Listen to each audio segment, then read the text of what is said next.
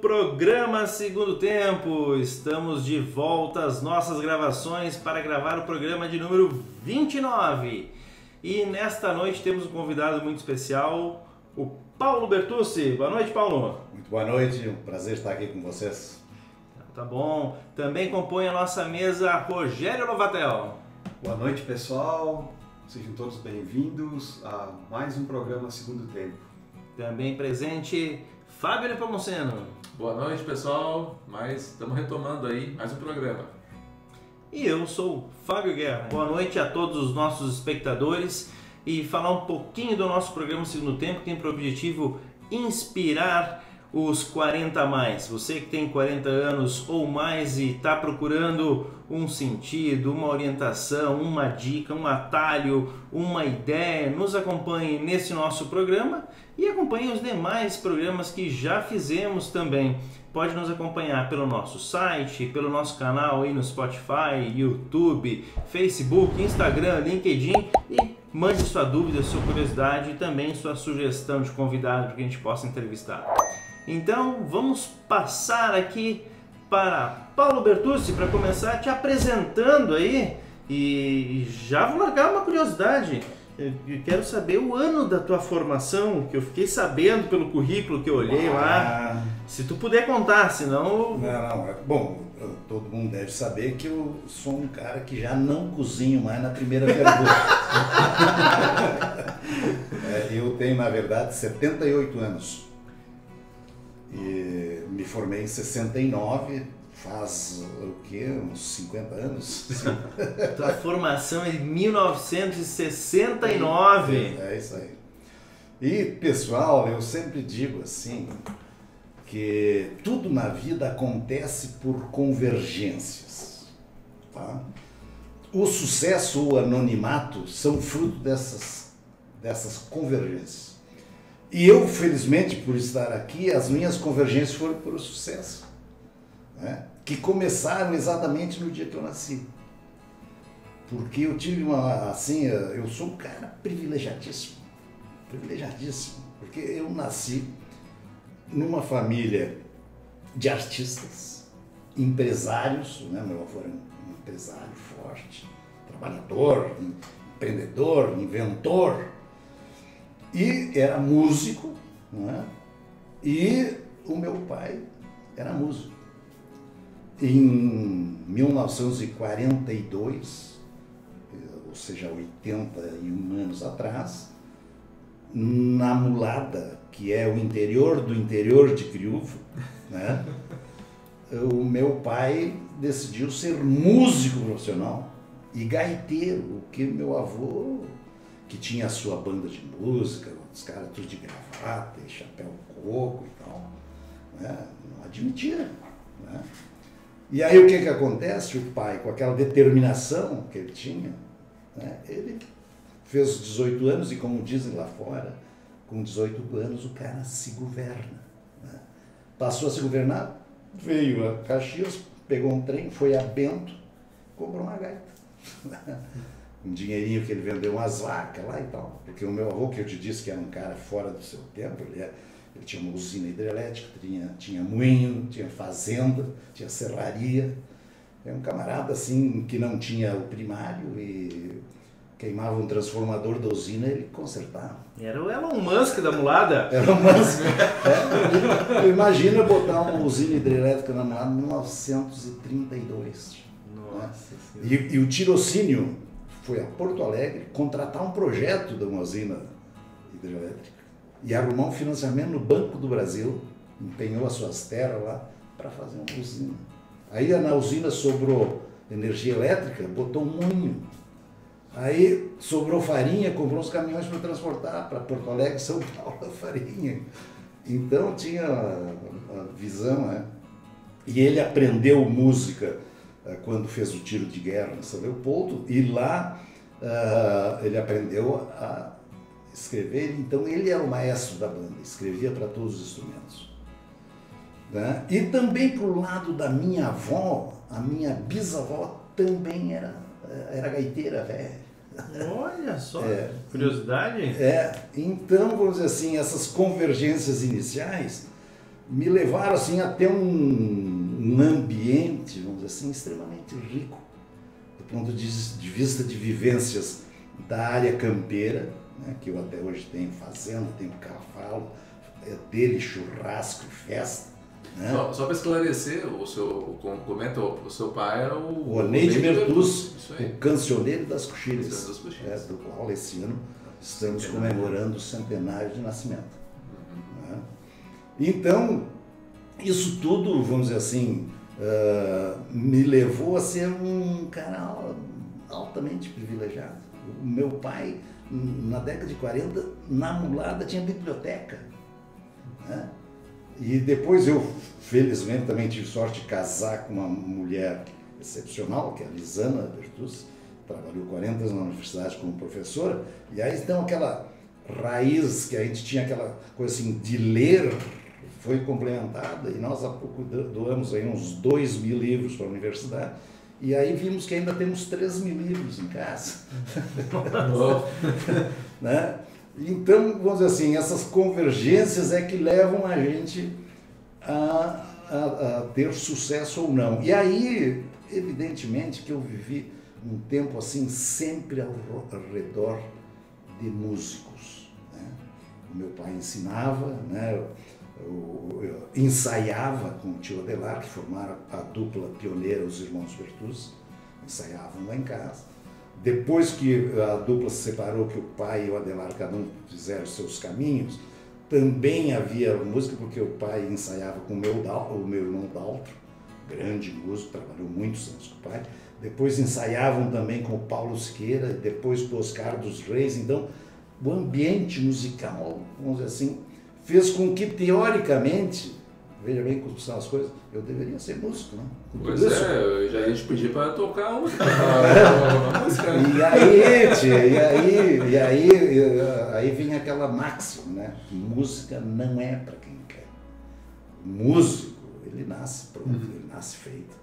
E eu, assim, embora conheça música, se me apresentar uma partitura, eu leio, canto a partitura. Né? De tanto que eu estudei, e não toco nada. Né?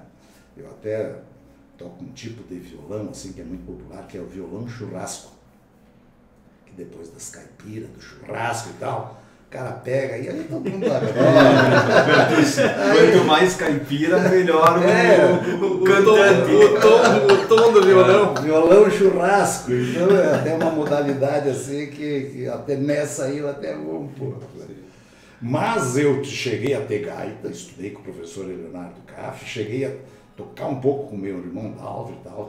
Eu tinha decorado as músicas, porque o cara que não é músico ele tem que decorar, né? Então eu tinha decorado e tal. Aí tive a felicidade de passar no exame de vestibular da época da arquitetura em Porto Alegre, na URGS.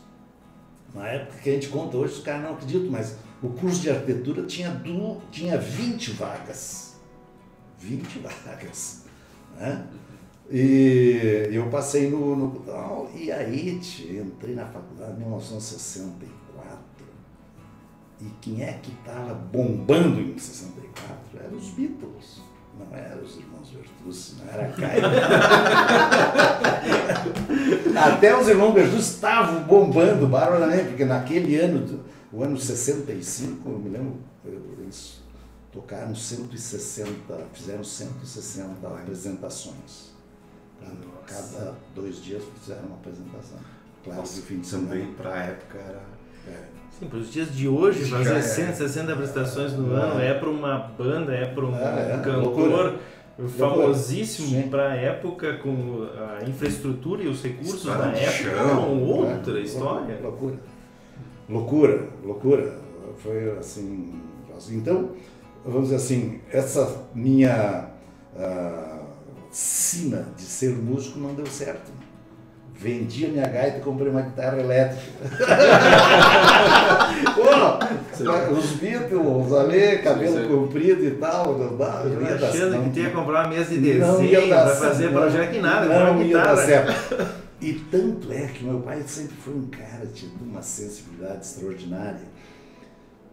Ele nunca me perguntou, morreu sem me perguntar o que eu fiz da gaita. Ele deve ter pensado, esse cara vai dar melhor arquiteto que gaiteiro. Deixa assim, né? Só, né? Ele nunca me perguntou o que eu fiz da gaita. Então, sinal de que ele aprovou o meu outro lado. Tanto é que ele me encomendou durante a vida dele duas casas, né? E depois, de morto, me encomendou outra coisa, que foi um privilégio talvez único no mundo, de eu ser um arquiteto que fiz o projeto para um monumento para o meu pai. Quem é o outro arquiteto que projetou um monumento para o pai dele? Eu acho que não tem. Eu acho que não tem mesmo. Então eu fiz 3 projetos para ele. E lindíssimo o projeto do Memorial. Memorial, né? Então, pessoal, eu entrei na universidade, eu fiz uma universidade fantástica, porque eu sempre trabalhei junto com os melhores professores nos escritórios, né? Para aprender, na verdade, né? Trabalhei com Araújo, Fayette, Mugin Marx, todo aquele pessoal, Marcos Ekman, que na época eram os bambãs, né? Da arquitetura moderna em Porto Alegre, né? E reconhecidos no Brasil. Fui presidente do diretório acadêmico lutando contra a ditadura na época, né? Que a americana lá fazia o que hoje estão tentando fazer, fechar a boca, né? E depois militei muito profissionalmente, que eu acho que uma coisa que foi muito interessante, nós fizemos um trabalho junto ao CREA, trabalhei muito no CREA, no Instituto de Arquitetos do Brasil, cheguei a ser vice-presidente da direção nacional, fundei aqui em Caxias a Sociedade de Engenharia, o Núcleo dos Arquitetos, o Sindicato de Arquitetos, e fui conselheiro fundador do CAU, que é o novo Conselho dos Arquitetos e Urbanistas, né? Eu fui do conselho fundador, porque o projeto do CAU saiu quando eu era vice-presidente do IAB. Demorou 29 anos no Congresso Nacional para ser aprovado, porque o lobby dos engenheiros era muito grande para os arquitetos não caírem fora, porque os arquitetos que sustentam o sistema nos registros de responsabilidade técnica. Né? Então trabalhei aí e tal. E tive outra convergência maravilhosa, que foi sair da faculdade, e nós já, dentro da faculdade, nós já trabalhávamos, eu e o João Alberto Marchiori, um baita de um arquiteto, um baita companheiro, uma baita de uma pessoa. Trabalhamos muitos anos juntos, e aí, concurso de anteprojeto, escolha do anteprojeto para os pavilhões da Festa da Urba. E aí, nos inscrevemos para o concurso. Que idade que tu tinha na época mais? Foi 73 o concurso. Então eu... Recém-formado. Aí enfrentamos um concurso onde tinha diversas equipes que eram formadas pelos nossos professores. O Veronese, o Ganso, professores famosos, entraram no concurso. E nós, gurizada ali com ideias boas, nós vimos que tinha um problema gravíssimo para os novos pavilhões serem inaugurados em 1975, que era o centenário da imigração italiana. Tinha que ser inaugurado, não tinha conversa. Aí nós bolamos um sistema construtivo que eram esses arcos aí dos pavilhões em estrutura metálica e que podiam ser construídos fora do canteiro de obra. Né? O canteiro de obra era nós fazermos as sapatas para esperar e o piso embutia as canalizações. E foi assim, essa sorte, não foi sorte, né? Porque a sorte, eu sempre digo isso aí, modéstia à parte, né? Sorte só tem para o cara competente, né? Me mostra um cara incompetente, cheio de sorte, não existe.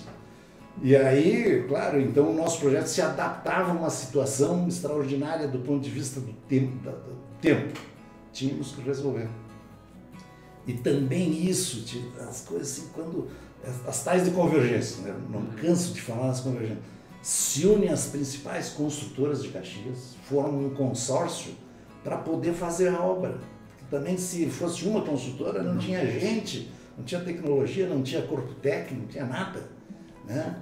E aí, se uniram as 4 construtoras da época, que era a Sulenge, o Schmidt, quem era mais? Romano Lunardi, e tinha o camarada que depois, agora não me lembro, mas era Pasquale Guerra Construções. 4 histórias. Montaram um escritório lá na Festa da Uva, todo mundo trabalhando. Nós trabalhávamos dia e noite,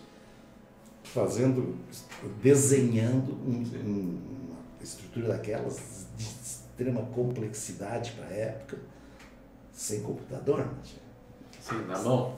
Na mão, né? Então foi assim uma epopeia. Isso aí foi uma epopeia fantástica. É legítima epopeia italiana, vocês não, fizeram para inaugurar no centenário. E foi. Não, quando o presidente, que eu acho que foi o Figueiredo, estava entrando, nós estávamos saindo com lata de tinta, indo embora.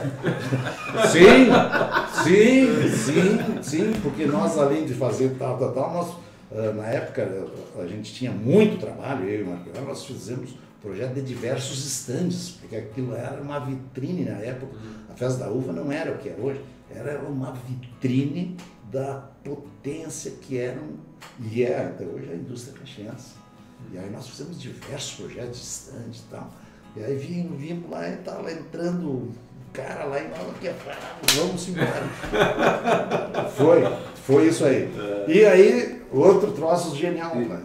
Sim, e essa foi uma... Quantos anos você tinha na época? Bom, foi 73, né? 74, o concurso foi 73, a construção foi 74, início de 75 foi a inauguração. Né? Então eu tinha 30 anos, na verdade. E aí, essa foi uma das viradas de chave da carreira. Não só pelo aspecto inovador do prédio, do ponto de vista da qualidade da arquitetura apresentada para a época, que era uma espécie de high-tech crioulo, né? Porque lá o Buckminster Fuller tinha feito na Expo de Montreal, no Canadá, a primeira estrutura geodésica de aço, que era uma cúpula, né? E nós aqui, né, mulada, pressa, né? Vamos fazer também, né? Fazer também.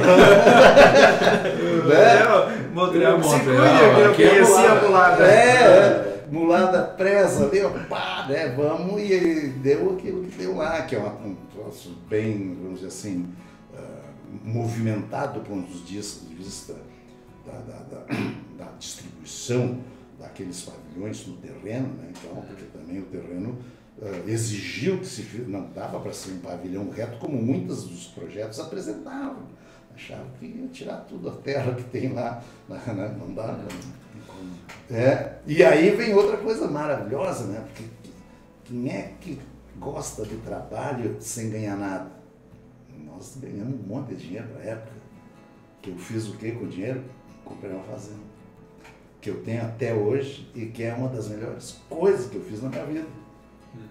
Foi investir no quê? Naquilo que eu gosto, naquilo que são minhas raízes, naquilo que eu conheço, né? Eu vivi a vida inteira ligado ao campo e tal. Meu avô, o meu pai nunca foi um grande campeiro, sabe? Assim, canta muito churrasco e tal. Na minha casa quem fazia churrasco era minha mãe. É mesmo? É mesmo, e bom, né? E churrasqueira. Era churrasqueira. Então, assim, fiz isso que para mim hoje ainda é, assim, estamos falando do segundo tempo, para mim isso aí é uma coisa maravilhosa. Tu começou a tua carreira profissional como arquiteto fazendo projetos de concurso, esse da Festa da Uva, né? e outros projetos que tu participou. E isso foi fantástico, porque nos abriu, né? Um leque nós fizemos, projeto da Câmara dos Comércios, tá?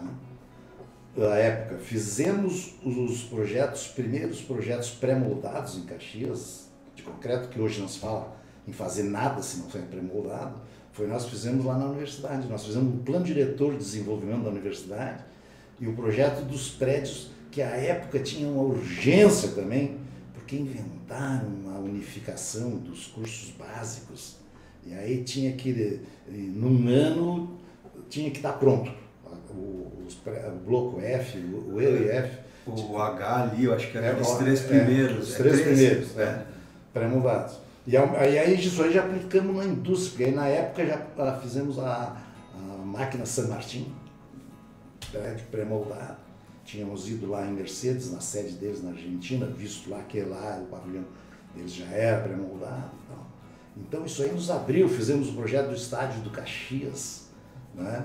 Na época, depois o projeto foi modificado e tal, não obedeceu bem o que nós tínhamos feito, mas a estrutura funcional dele foi nós que determinamos. E assim foi, aí nós fizemos obra em tudo que é lugar, fizemos obra no Paraná, no Sudeste do Paraná, litoral de Santa Catarina, fizemos obra até no Rio de Janeiro, né? Esses dias eu fiz uma fogueira com os projetos, talvez isso aí tenha sido meu, mas eu não tinha mais onde guardar. Eu tinha um galpão lá em casa, eu resolvi, porque eu estou na fase assim de começar a apagar as velas, né? Porque tu vai acendendo vela a vida inteira, né? Até que sobrou alguma, né?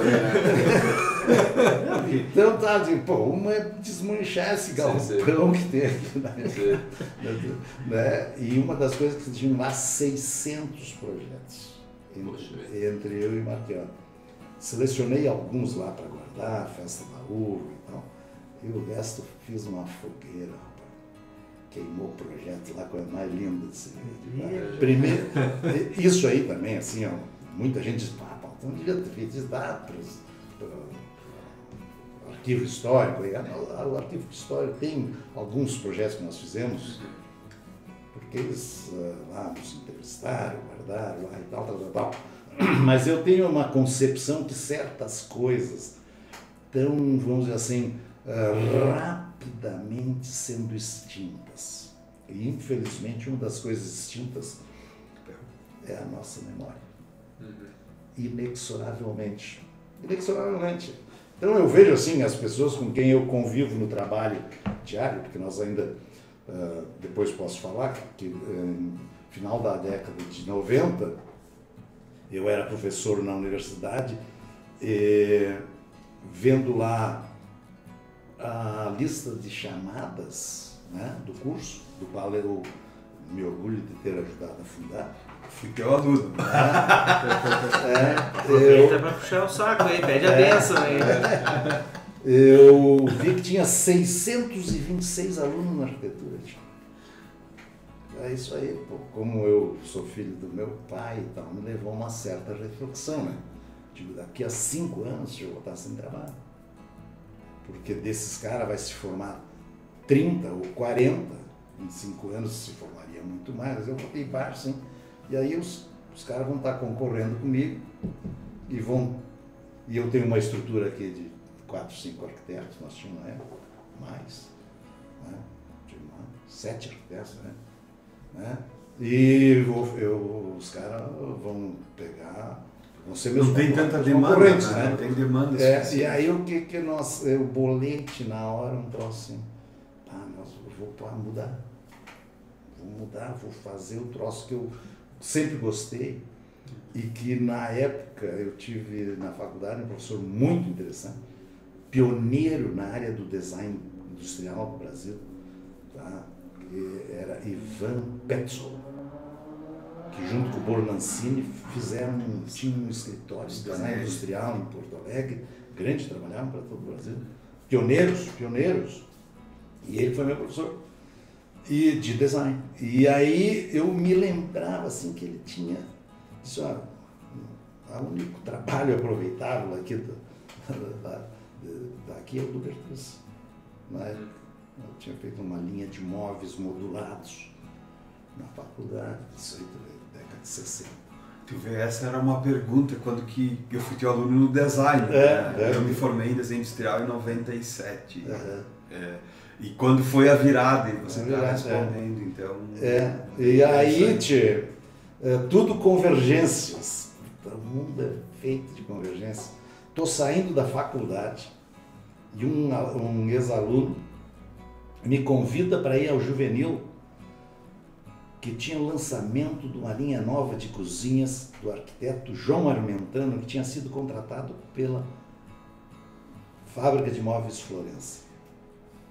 Pô, esse arquiteto, e um cara que eu já conhecia o trabalho dele e tal, pô, vamos lá, tinha um coquetel, um festão no Juvenil.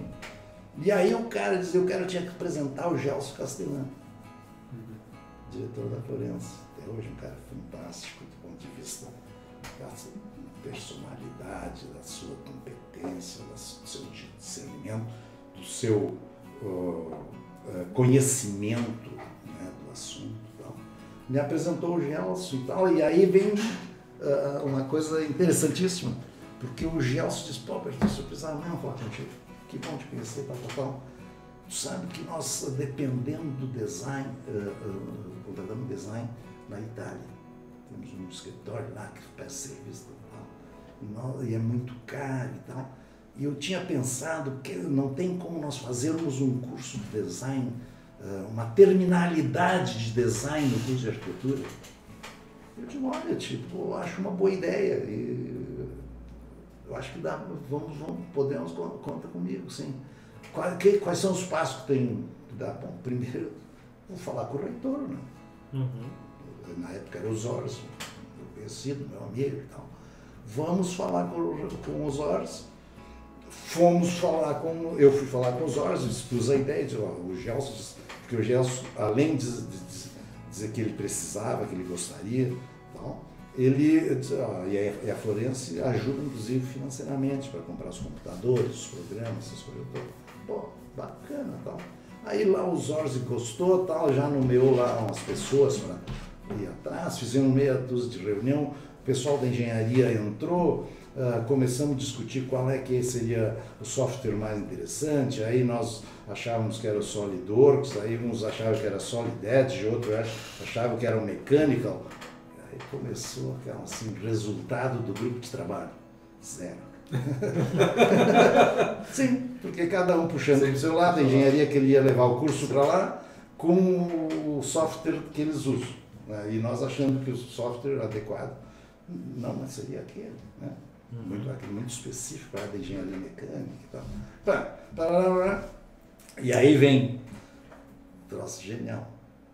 Aí fizemos uma reunião lá na Florença para ver que petava e tal, e eu disse para o Gelson, vamos fazer o seguinte, nós vamos fazer um curso para formar profissionais, para a Florença contratar, por que tu já não me contrata, tio? E aí vem um trocinho que eu sempre me orgulho de dizer, eu disse, pô, Bertus, não esperava tanto. Sinal que ele achou bom, né? Não esperava tanto, ele respondeu com essas palavras. Ele me apresenta uma proposta. Meu amigo, como é que eu ia fazer uma proposta de design industrial? Eu nunca tinha imaginado de trabalhar em design industrial. Ainda antes disso, estava lá na arquitetura, filho. Como é que eu vou orçar isso, aí, né? Rapaz, o genial vocês não vão acreditar. Genial. Ligo pro meu filho, Tobias, estava na arquitetura, Tobias está aparecendo um trabalho grande aí, porque o Gelson me deu um briefing do que é que ele queria fazer. E, rapaz de Deus, achei que era grande troço. Liguei pro meu professor, Ivan Petzl, e digo, professor, tem esse desafio aí, como é que se cobra? Porque eu não sabia como é que se cobrava. Como é que eu vou cobrar um trabalho? Se ele perguntou se eu vou, tu tem fax? Essa informação é precisa para a gente ter uma noção de tempo. Tem fax? Tem fax. Eu vou te mandar a cópia do meu contrato que eu tenho com a Termolar, fábrica de garrafas térmicas. Sim. Do qual eles trabalham. Me mandou o fax, tá? Peguei o contrato lá, royalty, tudo coisas novas para nós. Montamos o contrato, falei com o Tobias, meu filho, vamos topar esse troço, vamos, não, se der certo, eu suspendo o curso aqui, vamos lá, papapá. Fizemos um esboço do negócio, tal, bati lá, papapá, botamos embaixo do braço. O desafio era fazer 20, a Florença não tinha produção de estofados. era fazer 20 projetos de estofados. Aí, pô, é um trabalho grande, né? Pô, a felicidade que eu tive com esse trabalho, pessoal. Isso foi em que ano, mais ou menos? 2000. Nossa, recente ou... Bem na época. Aí, rapaz, fomos lá, reunião com o Gelson. Tremenda passarinha, né? Pô, e na época, inclusive, assim que o escritório estava ruim de trabalho, no final do 2000 ali foi crise e tal, nós precisávamos pegar aquele trabalho. Aí botamos lá, arriscamos lá 80 mil reais. Eu consultei o professor, disse, não, 20 linhas de estofado, né? Que tem linha, que até hoje estão em linha na Florença. Clássicos. Até hoje. Tchê, botamos 80 mil na proposta e agora todos se segurem porque vocês vão cair de costa. Mas o royalty. Chegamos na Florença, lá Gelson tal, muito animado e tal, bom, vocês vamos lá, vai ser uma tarefa bacana, vocês vão gostar, porque vocês vão conhecer a cultura florense antes de começar a desenhar.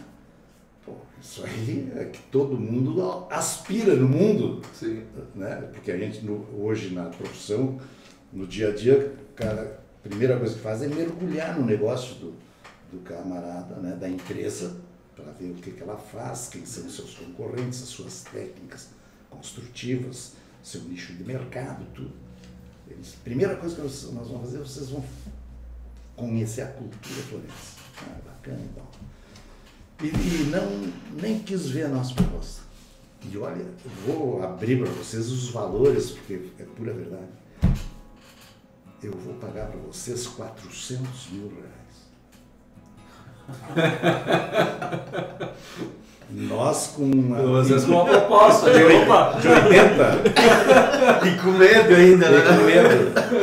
400 mil reais. 200 mil vou pagar assim, assim, assim, assim.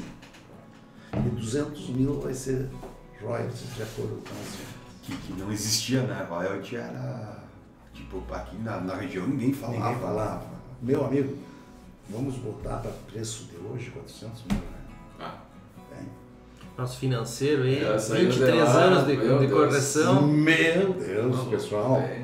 Então, as tais de Só convergência. para ter uma ideia, o salário mínimo na época era 150 reais.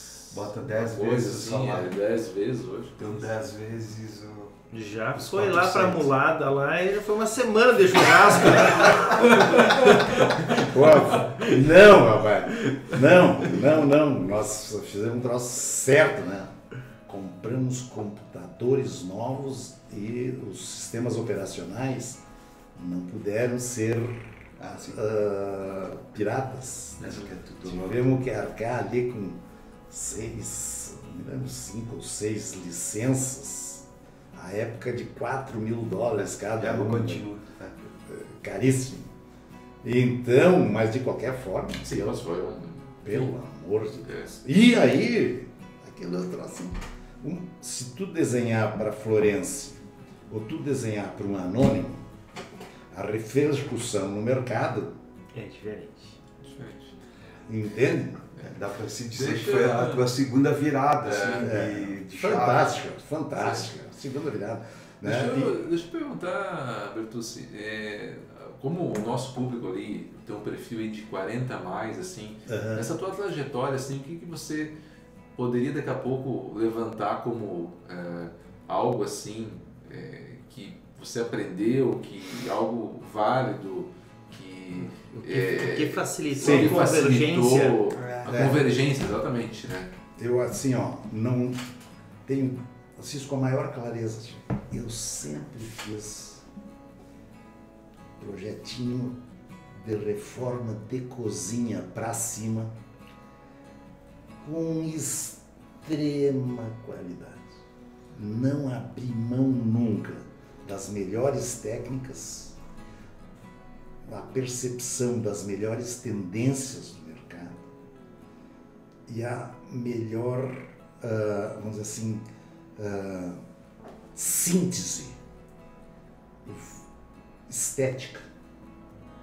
que eu sempre digo assim, ó, que nesses pilares da construção de produtos, né, a funcionalidade, o racionalismo tecnológico, o preço conveniente, ele é arredondado pelo apelo estético.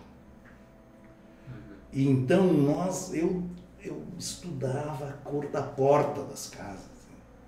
Nós estudávamos como ia chegar o piso, como é que era o arremate no forro. Hoje contatos que não, com cuidados que não tem, sinceramente não tem mais. Né? Não tem mais. Então, assim, tanto eu como um arqueólogo, nós tínhamos essa quase que assim como é que se diz, uma doença pela qualidade, sabe? E pela inovação. Porque eu tinha tudo nas minhas costas, vamos dizer assim, o meu avô, os irmãos Bertucci, a tradição gaúcha e tal, mas nós trabalhávamos com a vanguarda da arquitetura, com a vanguarda do pensamento arquitetônico, da vanguarda da concepção de projeto. Nós não fazíamos um projeto de uma casa sem resolver claramente problemas da proposta estrutural, da proposta das instalações, da proposta estética. Não tinha isso, vamos dizer assim, essa união desses, vamos dizer assim, dessas disposições, né? Estamos dispostos a fazer um projeto nesse nível, com essa discussão, com essa interação de elementos que influem e são decisivos na qualidade, né? No resultado formal, porque também uma coisa que na arquitetura mudou demais, né? E eu, enquanto estava na universidade, que eu pedi demissão já faz uns 10, 12 anos, né? Não abríamos mão de entender a arquitetura não como um ofício, como uma profissão, mas como um elemento cultural que reflete o momento em que a sociedade se desenvolve. Então, não dá para puxar o carretel da história para trás e nem pará-lo.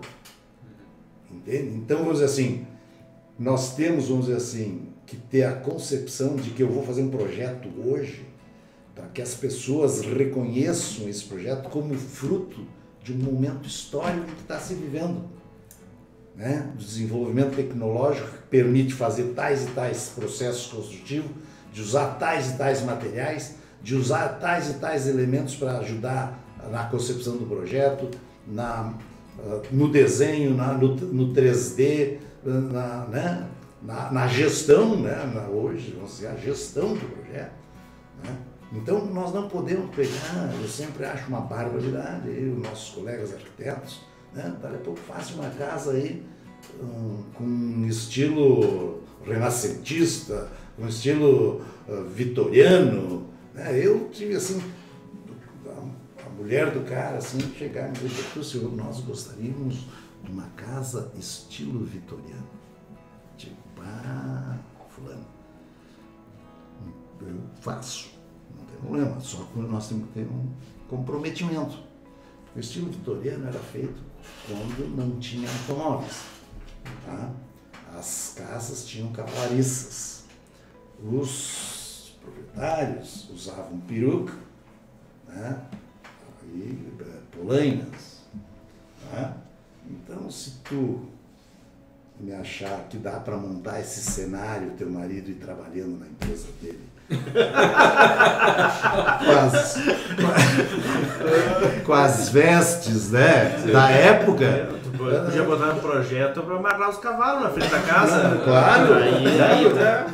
Eu dispus para ela todos os componentes da arquitetura que regiam a arquitetura, porque são os costumes, são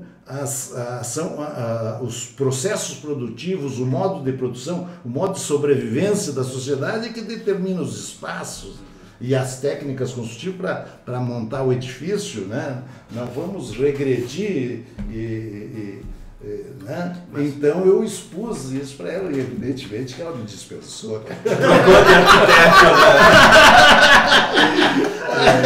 Por isso eu vou te perguntar, tu deve ter já ouvido alguma bizarrice além deste exemplo aí na área de design. O que conta pra uma história engraçada. Tem uma história das taças aí também, né?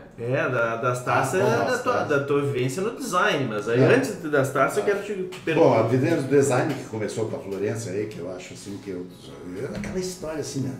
Eu me considero um cara privilegiado, tio. Pelo amor de Deus, até agora o que eu contei para vocês é só coisa boa. E nunca me aconteceu coisa ruim, nem vai acontecer, porque se vier, Com o corpo fechado. não tem, né? Eu sempre tive assim essa sorte, essa coisa de as coisas fazerem com que dessem certo. Mas na verdade, assim, no design, vamos dizer, se inicia uma nova era. E aí tivemos sorte também, porque se vocês verem no meu currículo, nós no primeiro ano de design ganhamos um prêmio nacional de design do prêmio da indústria imobiliária. Né? Uma cadeira que depois nós, por causa disso, vendemos para Tokstok, né? Que é um baita do mercado. Na época era referência. Referência. Né? Então, assim, as coisas quando começam bem é mais fácil, né? É mais fácil. Eu sempre digo também assim que, pra mim, os caras dizem, pô, Bertus, tu ainda tá trabalhando? Eu digo, não, nunca trabalhei. Só me diverti. Porque pra mim, assim, uma das coisas que eu mais gostava, pessoal, era no dia que chovia. E aí, mano, pô, por que, Bertus? Porque o cara sai da faculdade cru, sem saber nada, né? O cara não sabe nada, o cara faz os projetos lá achando que tá certo, mas não é aquilo. E aí, enfrentar o mestre de obra, o construtor que era o cara que sabia, era uma dificuldade para nós. A primeira casa que eu fui fazer, o construtor me perguntou, Bertus, vão fazer o esquadro? Vamos. Pai, eu animado, né? Vamos. Sapatinho, verniz. Diz ele, como é que vamos tirar o esquadro? Puta, como é que vamos tirar o esquadro? Um troço elementar, como é que um arquiteto não sabe? Não nos ensinaram na arquitetura, na faculdade, tirar o esquadro. Chega o cara e diz, vamos fazer o 60 e 80? Eu disse, sim. Já que tu tá sugerindo, eu até vou deixar. 60 e 80. O que é o 60 e 80, pessoal? 60 e 80 é o seguinte, 60 aqui e 80 aqui, tu pega aquele metrinho que o cara tinha, né, de madeira, bota aqui lá, tem que dar um metro certo. Né? 60 vezes 60, 80 vezes 60, raiz quadrada. O triângulo de Pitágoras, né? Fecha a hipotenusa aí. Então, é isso aí. Se os ângulos 60 e 80. Deu certo, então. E aí, por que eu sempre gostava? Então, o dia que chovia, assim, até hoje, para mim, assim, é uma maravilha. Eu chegava para o escritório e não tinha que apanhar nas obras. Porque se os caras me pedissem o traço da argamassa, ou o traço do concreto, ou a ferragem, se era negativa, positiva, e como é que era a malha, eu não sabia. Eu não aprendi isso na escola. Entende? E também eu fui um aluno bom em algumas partes, mas tinha umas partes que eu negligenciava, sabe? Era história assim, cara, arquiteto metido bacana, que é um troço horrível, né? Mas todo arquiteto se acha bacana. Por isso que tu vendeu a gaita, então. Agora se faz claro. Agora se faz claro. A história de comprar guitarra vem daí, então. A gente na faculdade, o cara gosta assim de ser um artistão, né? Desenho, né? E as cadeiras técnicas, isso é para engenheirada. Né? E aí o cara chega aí os caras te contratam para fazer uma obra e tu não sabe. Então, aí que chovia, não tinha que ir para a obra, ficava desenhando, que é a coisa que eu mais gostava era desenhar. Tipo. Mas se tu for ver, tecnicamente falando, tu vê como fecha, né? Toda a parte artística, sim, com o design, e por não gostar de cálculo, né? É o lado ou o cálculo não te atrair. Fecha tecnicamente. Mas aí teve um troço bacana, né? Aí eu senti que uma coisa é o cara ter um bom projeto, outra coisa, tu saber como é que se faz, né? Porque, a gestão ali da mão de obra, o troço genial que aconteceu, assim, pegando uma casa, essa mesmo dos 60 e 80, lá no Cristóvão, e rocha, tinha que estourar, botar umas minas lá. Nós não tínhamos a menor ideia. Aí o Tony, que era o mestre de obra, o Tony diz, olha, eu já trabalhei em Santa Maria, na ferroviária, lá na rede ferroviária, e abri muita estrada de ferro abaixo de dilamite. Mas Tony, mas aqui é coisa diferente. Não, mas eu tenho o rompedor. Eu tenho o rompedor, aí eu arrumo umas minas aí no quartel, sou amigo lá, tem um capitão lá, meu amigo, já fiz a casa dele. E eu rebento essas rochas. Se é hoje dava uns aninhos de cadeia só, né? Tu te meteu só com gente boa. Meu amigo! Na época. O teu mestre de obra conhecia o quartel, conseguia dinamite e ia resolver teu problema. Na época, vocês aqui não acreditam, década de 60, isso aqui no início, década de 60. Genial. Estamos eu e o Marchiori no escritório, estamos saindo do escritório assim. Naquela época se enxergava o Cristóvão lá, né? Daí a pouco. BUM!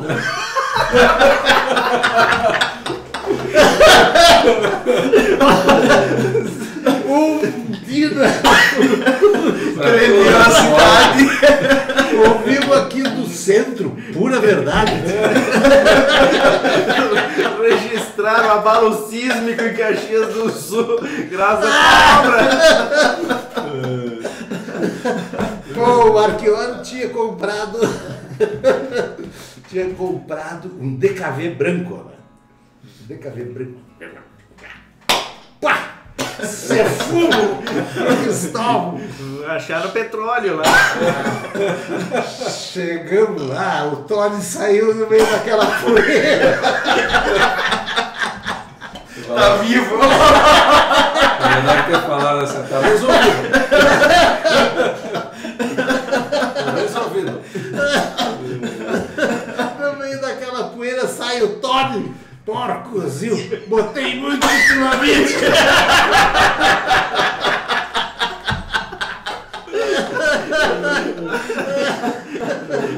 Ainda não morreu o homem. Não morreu. Mas ainda teve sequência. Rachou toda a casa do vizinho. A pedra intacta é a casa do vizinho. Já fez a segunda obra, já se consertou na casa do vizinho. Garantiu a reforma, o conserto. Olha, tivemos que consertar todas as trincas do vizinho. Sensacional, tia. Essa aí, da arquitetura, essa é muito boa. E a outra, tia, também é fantástica. Começamos a trabalhar, né? E dele projeto.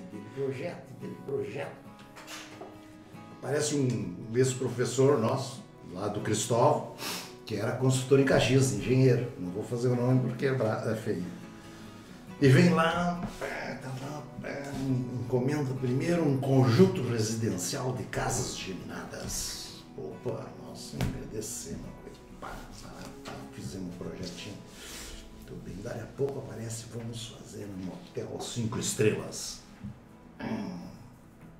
hotel de 5 estrelas, porque tem que ter isso, tem que ter Fizemos um projeto do hotel de 5 estrelas e dinheiro nada. Agora vamos fazer um edifício residencial, classe A para Caxias do Sul. Naquela época só tinha o edifício, o Caixa de Fósforo e o Paraíso. E ali tinha o Minguele, ali na esquina da praça, e o Banco do Brasil. Tinha 4 edifícios na época. Vamos fazer um edifício. Aí então, fizemos um projeto de edifício lá, mas que maravilha. E ele entrava no escritório assim, como é que está esta dupla? Pelé e Pelé.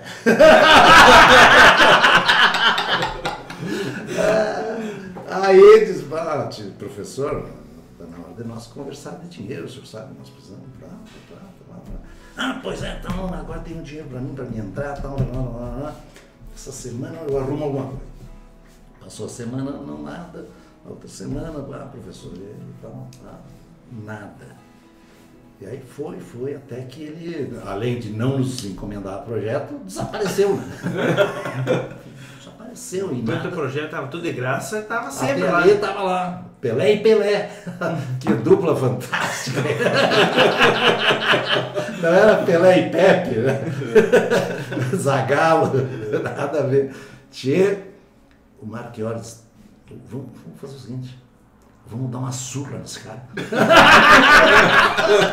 Vamos trocar a dívida por uma tunda, vamos dar uma tunda no cara. E vamos. Como é que vamos fazer? Vamos pegar ele na saída do escritório.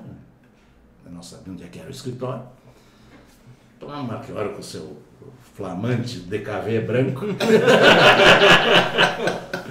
Fomos lá, rapaz. E é genial. Escoramos quando chegamos com o DKV aqui, no lado da rua, ele estava, o professor estava discutindo com possivelmente, nós achamos que seria um empregado ou até um empreiteiro. E o empreiteiro estava agitado, e o professor fazia umas calmas assim, e nós ficamos olhando. Dali a pouco, o cara parte para cima e dá um laço nesse professor.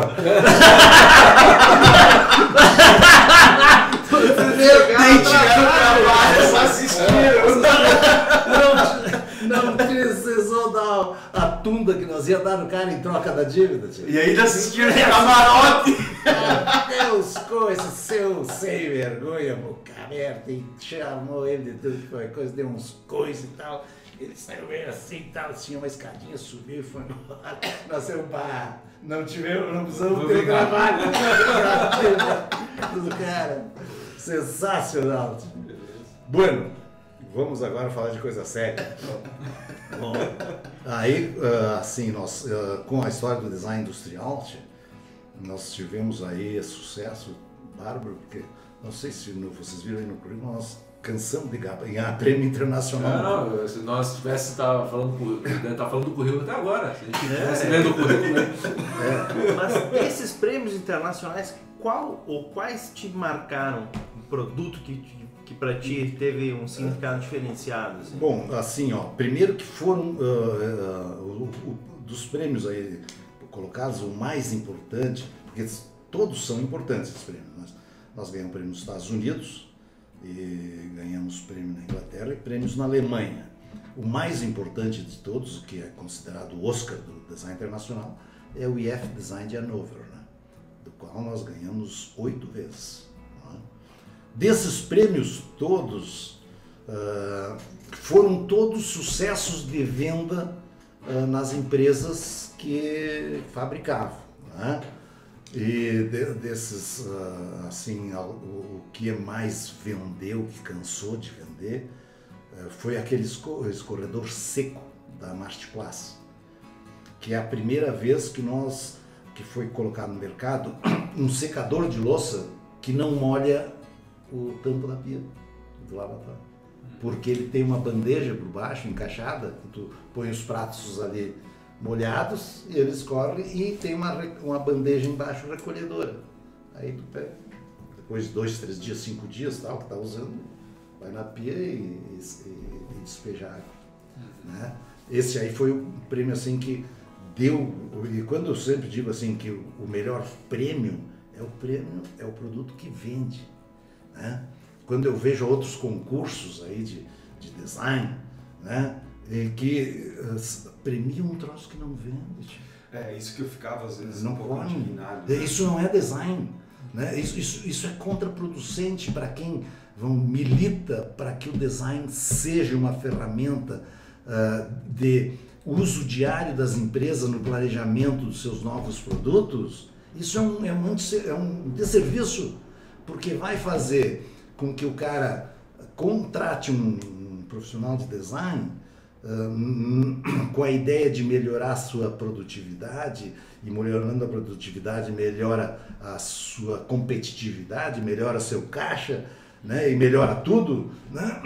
Mas não, pega um cara que não enxerga que o melhor desenho é o que vende e não é o desenho que ganha prêmio, né? O cara tá ferrado. E aí pro design como um todo, como cultura, né, como processo, fica prejudicado, né? Então, desses prêmios que nós ganhamos aí, todos foram prêmios sucesso de venda, né? E que também hoje os concursos levam em conta isso. Não aqui, por exemplo, infelizmente aqui a Móvel Sul é um desastre, né? Do ponto de vista do conceito de prêmio que eles, né? Eu pergunto assim, quantos produtos da Móvel Sul consegue se produzir de escala industrial? Qual é o produto que se fez sucesso no mercado? Né? Porque eles têm um viés que eu considero péssimo para o design. Luto contra, sou militante contra o tal de design assinado, onde um cara metido a bacana faz um produto, tal, né? E música, e foto e tal, e luz, e sombra, não sei o quê, e não vende porra nenhuma. O que é isso? Eu sempre dou exemplo de uma das cadeiras dos irmãos Campana, cadeira favela, feita com pedacinhos de madeira, assim, como se fosse juntado do lixo. Não é, são pedacinhos feitos na máquina. Tá? Aí faz a cadeira lá e tal, né? Difícil de fazer e não vende nenhuma. Né? E até funcionalmente ela não é confortável. Né? Então esse tipo de coisa, né, do design autoral, isso é uma falácia. Né? Isso é uma coisa assim, mais ou menos como a alta costura. Mas nós somos um país subdesenvolvido, nós temos miséria nas nossas portas. Nós temos que entender o design como ferramenta de desenvolvimento e não de glamour. Bom, né? E o design, ele serve inclusive para melhorar o que eu chamo de design óbvio. Porque tu pega hoje, vamos dizer assim, uma empresa pequena, mas ela tem a tecnologia e os materiais de construção, por exemplo, no imobiliário, estão muito parecidos, quase são commodities. O maquinário e o material disponível para fazer móvel é quase commodity hoje, né?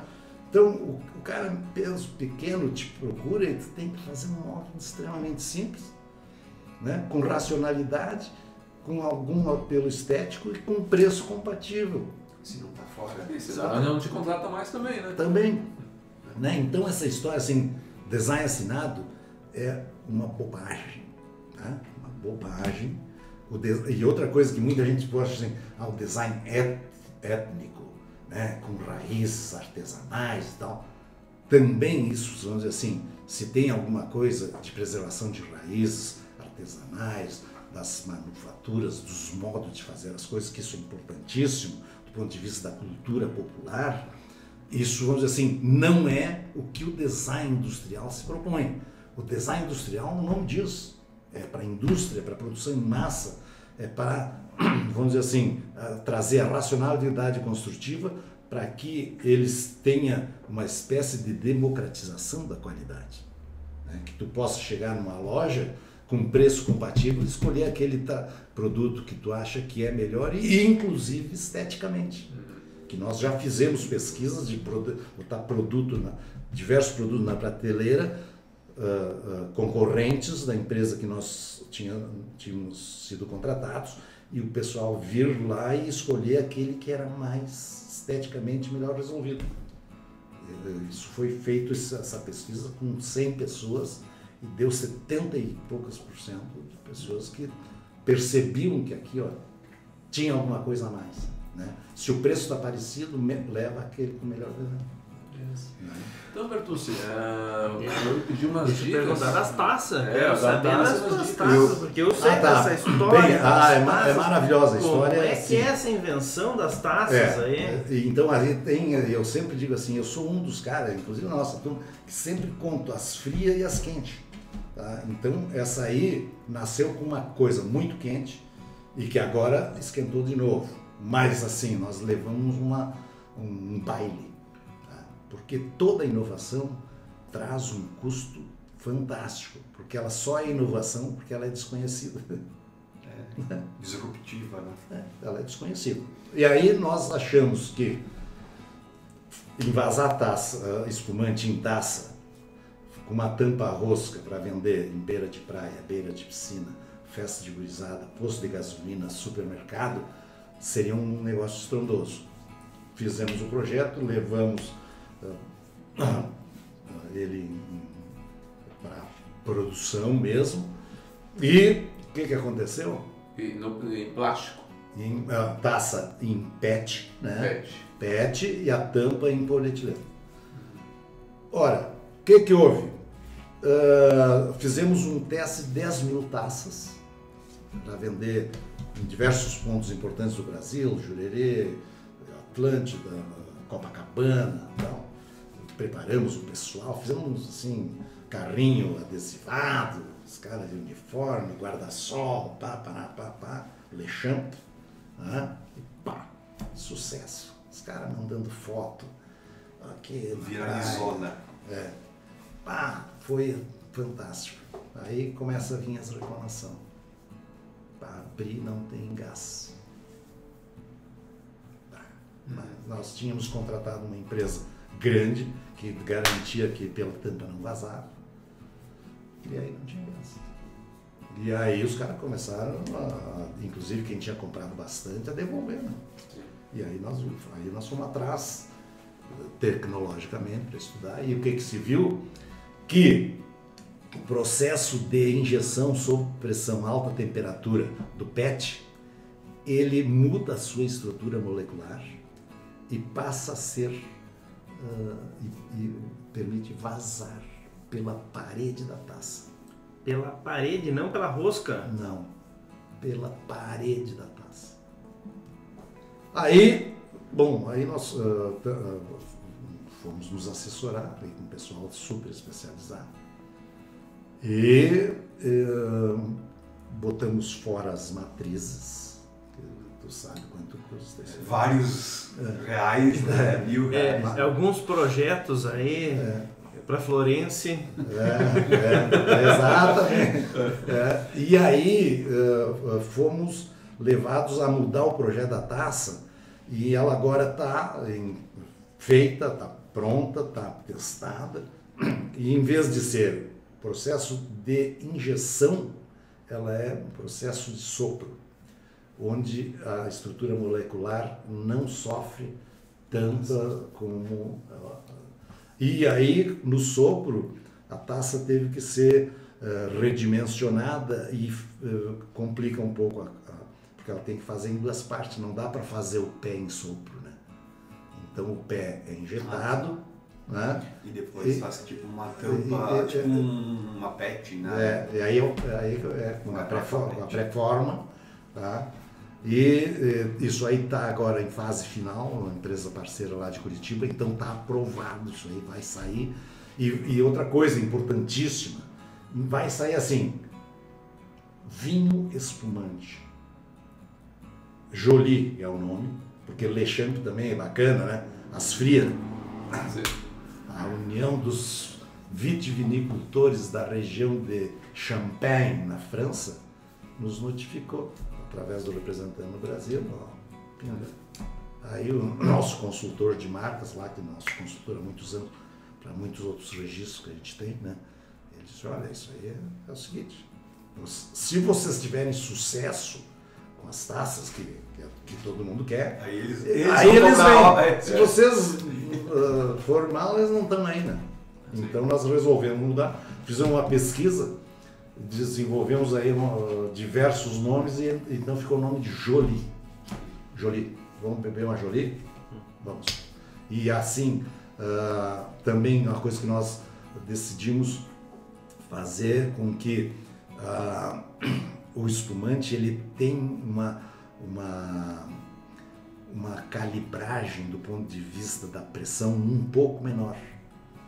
Fica muito bom, fica igual ao espumante que tu abre e tal, mas na hora de abrir não tem aquela pressão, porque senão o cara, vamos dizer assim, tá na beira da praia, daí a pouco, É fora.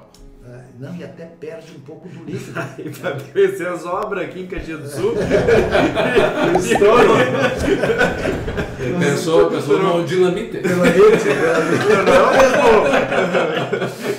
Inteiro aí. E isso aí está muito bem encaminhado, porque nós vendemos 75% do projeto para 3 grandes vinícolas da região. Então vai ser produzido lá em Petrolina, em Três Lagoas, na verdade, que é o lado de Petrolina. Porque essas empresas têm vinificação lá. E um dos sócios manda o vinho moscato lá para cima para poder fazer o espumante bruto, porque senão lá só dá o moscatel, é muito doce a uva. Sim. Então isso é um projeto bacana, tá? Esse vai dar certo. E outro que agora nós também deu certo, está pronto o protótipo e tal, testado, nós bolamos um secador de cabelo que não faz barulho.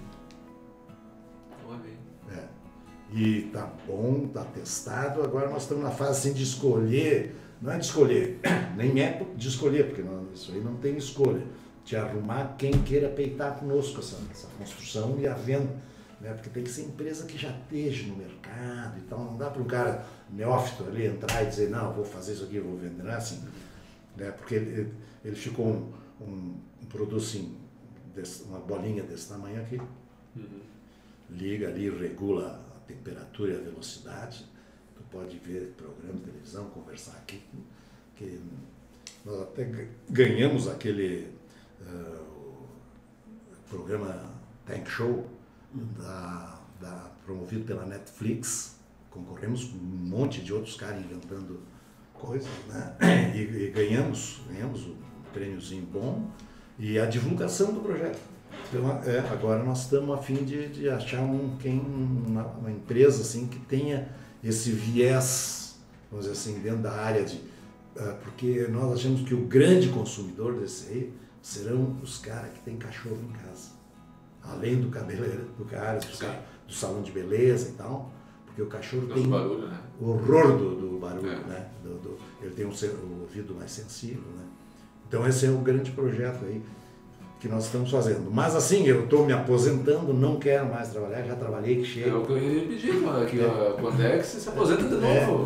Não, nem trabalhou. Nunca trabalhou, né? Como é que se aposentar? Só se divertiu. O André vai começar a O trabalhar. trabalho é fazer fogueira na Criúva, só pode ser isso. Claro. Não, ontem fomos lá na festa do Divino comer uma tortelada, rapaz. A melhor tortelada do mundo. Fizeram tortelha para 835 pessoas, 100 pessoas na cozinha e servindo. Não veio um tortelha fora de ponto. Galeto bem cozido e molhadinho por dentro. Tá? Carne de porco, salada, vinho bom feito, vinho na Criúva. Porque lá tem uma cantina centenária na Criúva, centenária, que é os Lorantes, mas esse o Guerra, eu sabia que ele fazia vinho, mas olha, o vinho dá uma qualidade excepcional. Tipo, Criúva, além de dar os irmãos Bertucci, dá vinho, rapaz. Mas também por esse nome aí, só podia ser coisa boa, né? Coisa boa, Guerra, não? E até já vamos deixar aí, para quem não conhece, né, o Memorial dos Irmãos Bertucci. Que isso aí, vamos dizer assim, foi um troço bacana, né? O Memorial foi um projeto de arquitetura que vamos dizer assim, fez com que eu refletisse como é que foi essa história dos irmãos Bertuzzi, né? Porque a gente convivendo, o cara não tem assim a clareza das suas etapas de por que aconteceu e como é que aconteceu, né? Então, com aquela história do meu avô ser músico, do pai ser determinado a ser profissional, e o meu avô dizia, não, que seja músico, mas ser gaiteiro. Né? Imagina isso, década de 40. Hoje nós temos uma infinidade de amigos músicos, né? Temos um contato diário com um monte de gaiteiros. Temos um grupo aí que tem mais de 200 gaiteiros, né? A gente se comunica todo dia. Então, ainda hoje o cara diz, eu vou ser músico. Quem é que gosta disso?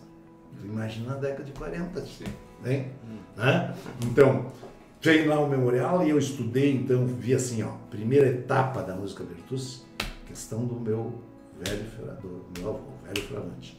Aí, do velho Fravante, como ele era empresário, ele disse, não, agora um vai cuidar da usina e outro vai cuidar dos caminhões.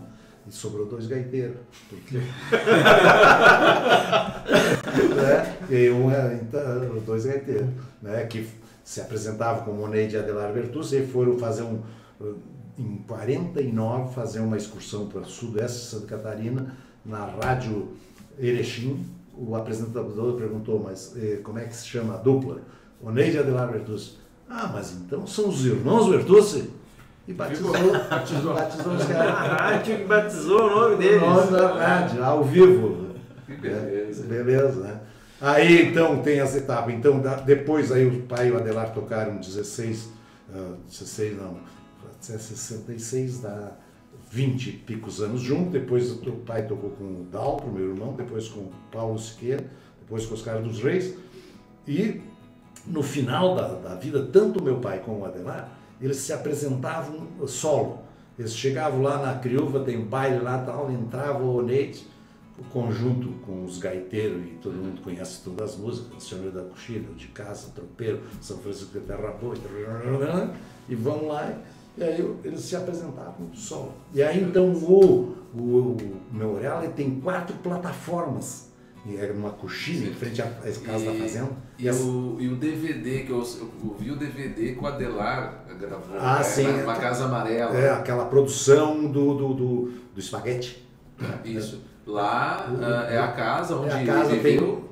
Onde nós nascemos. O meu avô fez aquela casa em 1930 e poucos. Porque também assim na família tem essa história assim, o meu bisavô tinha casa de comércio, tinha ferraria em São Sebastião do Caí.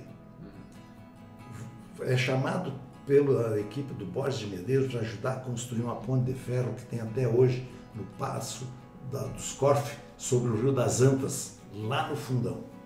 A ponte dos Corfe é construída pela tua família, então? Vem, o meu bisavô veio, porque naquela época não tinha parafuso, né? Final do século passado, século retrasado, 1800. Não tinha parafuso, era tudo rebitado.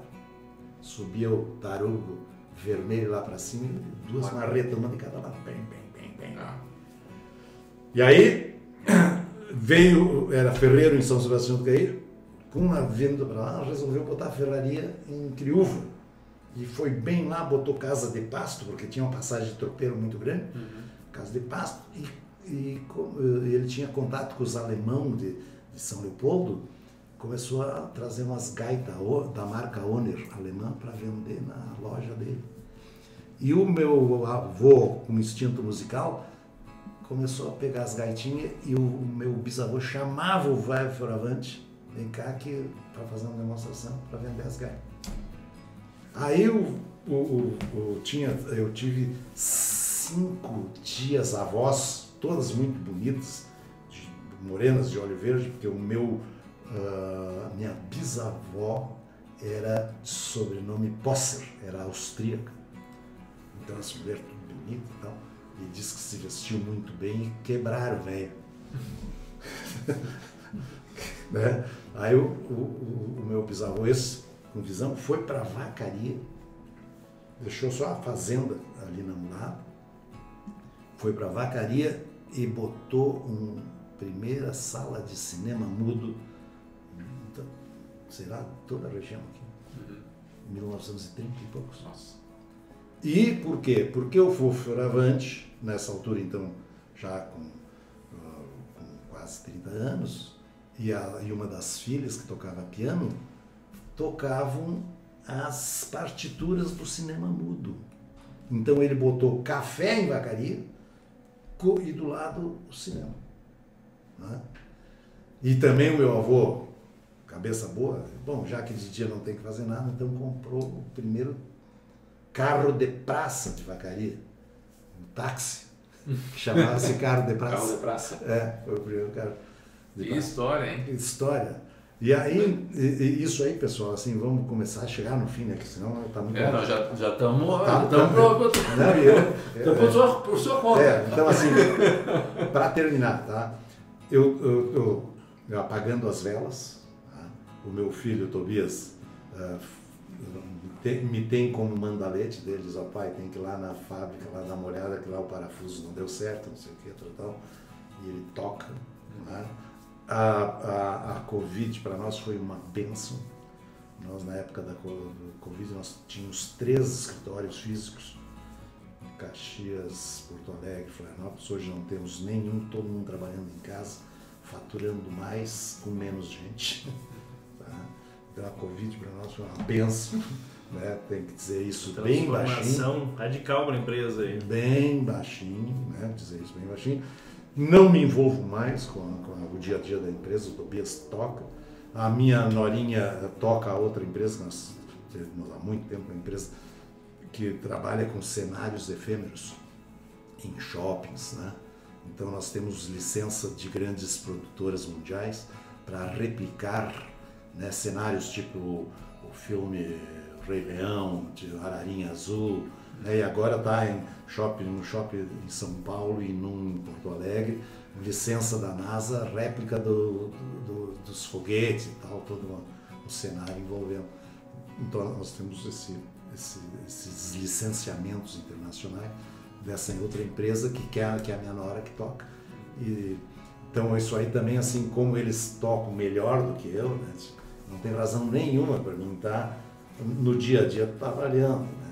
Mesmo que seja um divertimento, né? Diversão. Mas eu me divirto com outras coisas, assim, estou fazendo um condomínio e também,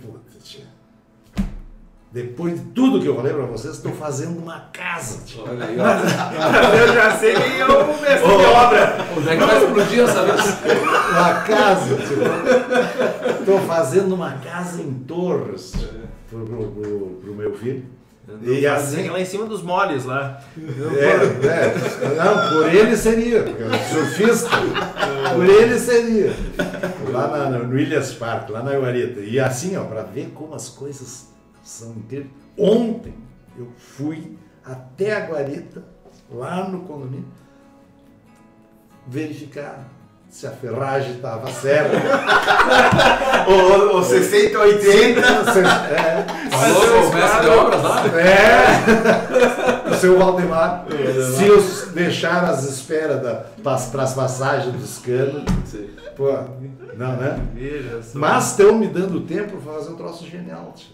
Que eu sempre, vamos dizer assim, com meu pai tinha biblioteca na época, década de 40, na Mulada. Hoje, se perguntar se alguém tem biblioteca na Mulada, com certeza ninguém tem, né? Mas há 80 anos atrás tinha.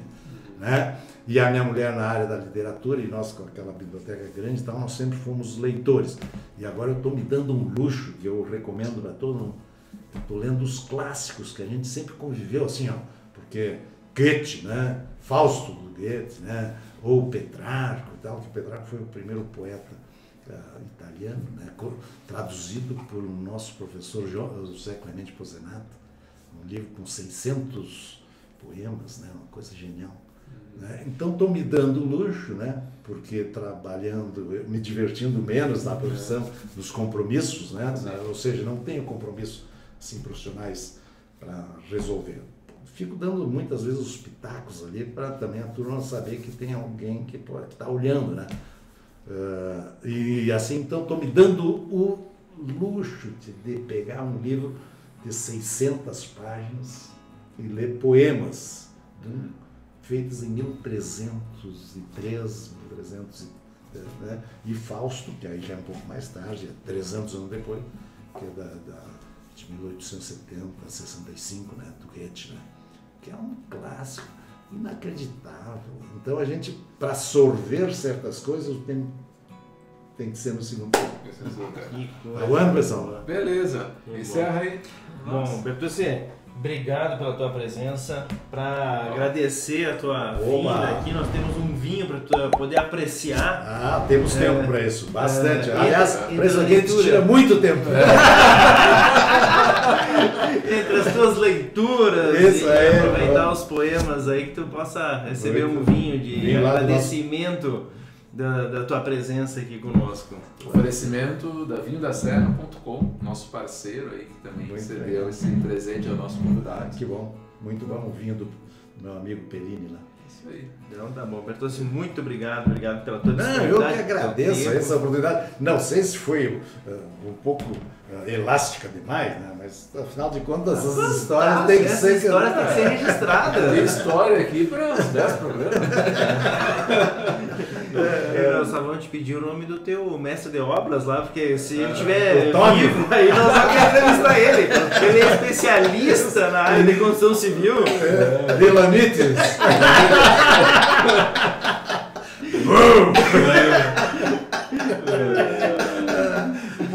Muito obrigado e até uma próxima. Até o próximo programa. Muito obrigado, pessoal. Forte abraço. Valeu, pessoal. Abraço.